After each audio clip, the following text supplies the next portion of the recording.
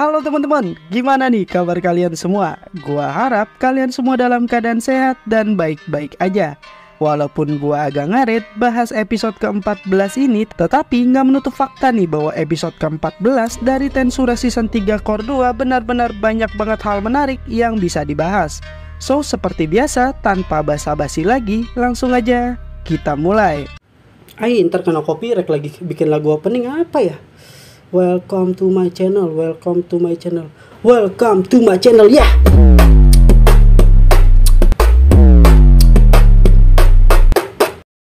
Seperti yang gue bilang di awal, kalau episode ke-14 ini adalah episode yang detailnya banyak banget dan seru banget nih buat diikutin. Dari Coliseum dan khususnya adalah Dungeon Tempest yang sedang dibangun. Nah, episode ini itu dimulai dengan perbincangan antara Rimuru dan Gobukyu. Yang tidak disangka-sangka, Coliseum yang diperkirakan baru selesai dalam waktu 1 bulan, bahkan normalnya bahkan dalam waktu 1 tahun. Namun Coliseum ini dalam hitungan 2 minggu sudah hampir jadi. Cepatnya pembangunan Coliseum ini bukan hanya dikerjakan oleh pekerja Tempest, namun dibantu hampir semua pengungsi Yurazania yang ikut andil dalam pembangunan Coliseum ini.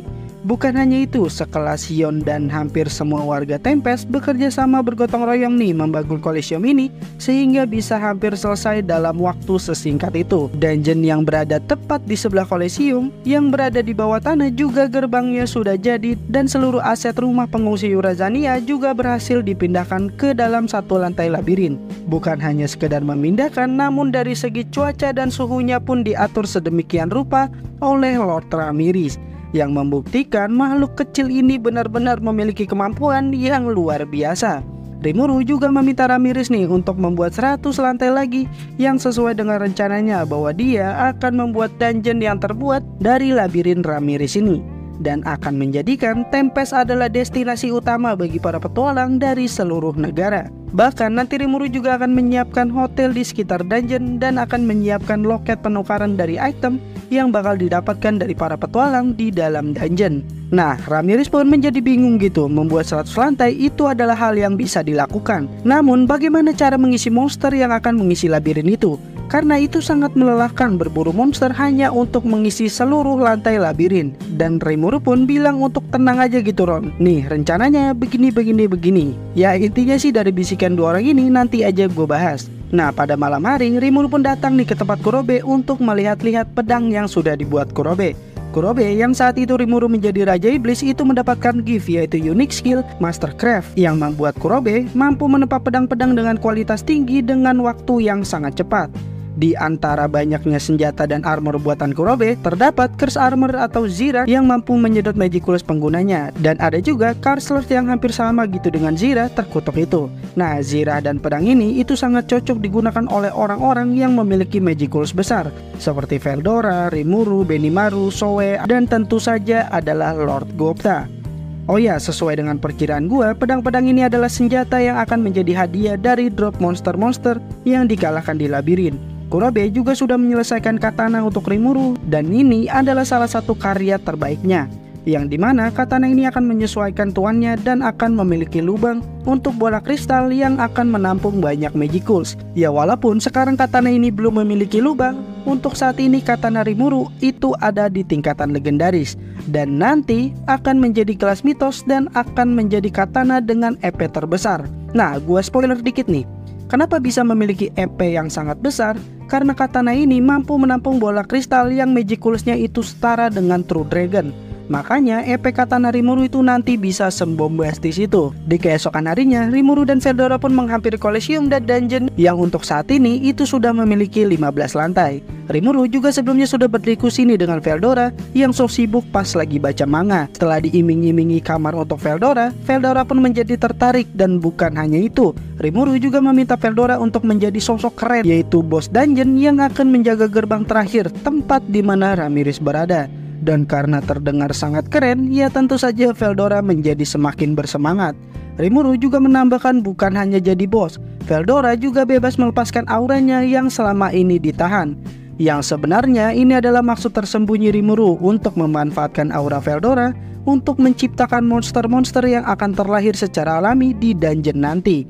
Nah, kalau kalian ada yang bingung, sebagai contoh gua tempat di mana Veldora disegel, di dalam gua itu banyak sekali monster-monster yang sempat dilawan oleh Rimuru. Nah, hampir semua monster yang ada di gua itu tercipta dari auranya Veldora. Kurang lebih seperti itu kenapa aura Veldora sangatlah penting untuk Dungeon Tempest ini. Dan seperti yang kita bisa lihat, kalau Veldora kalau untuk terlihat keren, ya dia sangat gampang untuk dimanfaatkan. Namanya juga naga wibu narsis ya guys ya. Nah, Rimuru, Veldora, dan Ramirez pun masuk ke dalam salah satu lantai labirin. Dan tempat inilah yang akan menjadi lantai 100 dari labirin. Penampilan awalnya sangatlah mirip dengan gua tempat dimana Veldora disegel dulu. Namun jangan lupa gitu kalau Laron ini adalah The Lord dari labirin tersebut. Yang dimana mudah saja bagi Ramirez untuk mengubah isi labirin yang dibuat dengan gambar dari ingatan Rimuru. Dan setelah tempat Veldora ini jadi, tempat ini benar-benar mengingatkan gua dengan tempat Platinum Dragon Lord di series Overlord. Bukan hanya altar untuk Veldora, Rimuru juga menyiapkan kamar khusus untuk Veldora yang benar-benar ini adalah kamar impian gua. Yang dimana itu diisi dengan kasur dan sofa mewah dan rak buku yang isinya banyak sekali manga. Yang tentu saja kamar ini sangatlah disukai oleh Veldora. Sampai-sampai Ramirez iri dan mau kamarnya juga dibuat sama dengan Veldora.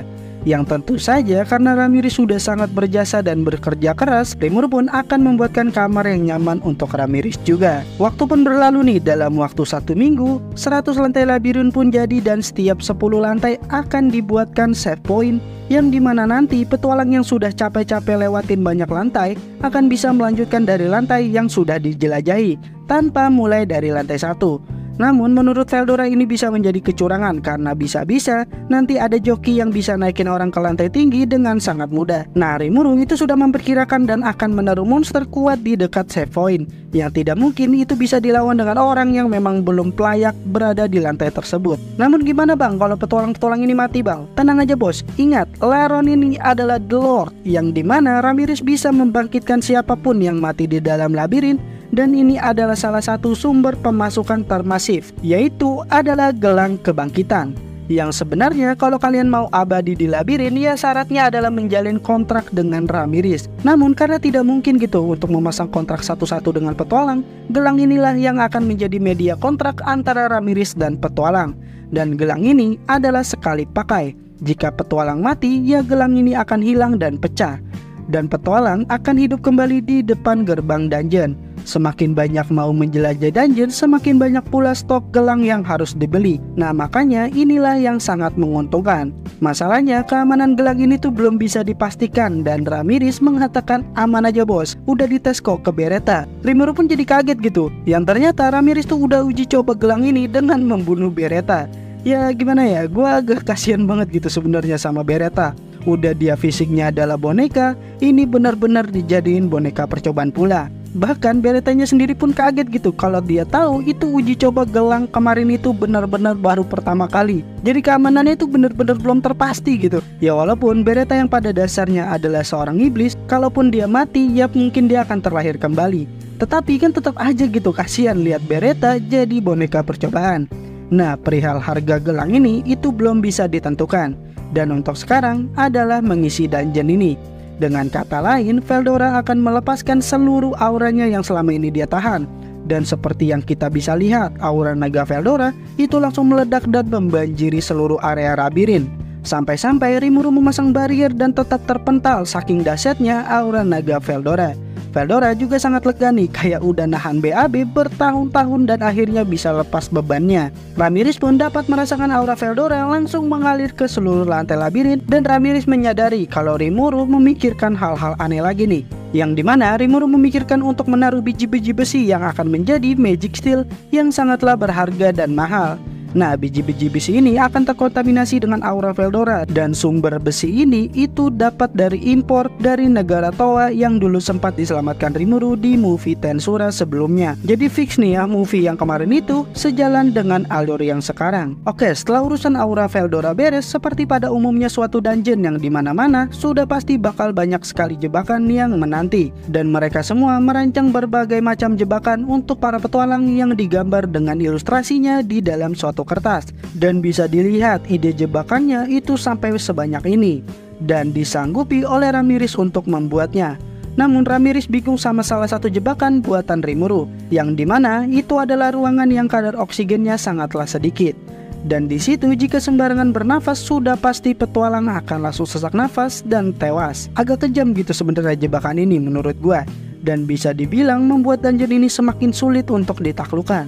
Namun Ramirez juga oke-oke aja dan meminta Rimuru tetap menuangkan ide-ide menariknya perihal dungeon ini. Mendengar itu, Rimuru pun mengusulkan untuk membuat lantai yang dipengaruhi oleh berbagai macam cuaca dan fenomena seperti gunung berapi, badai salju, dan badai petir yang tentu saja ditolak oleh Ramirez dan dikatakan itu sangat mustahil. Bukan karena Ramirez tidak bisa membuatnya, Ramirez sebenarnya bisa-bisa saja gitu membuat semua itu. Namun yang sulit itu adalah menahan semua itu untuk tetap ada. Karena itu akan memakan banyak sekali magicals untuk makhluk sekecil ini.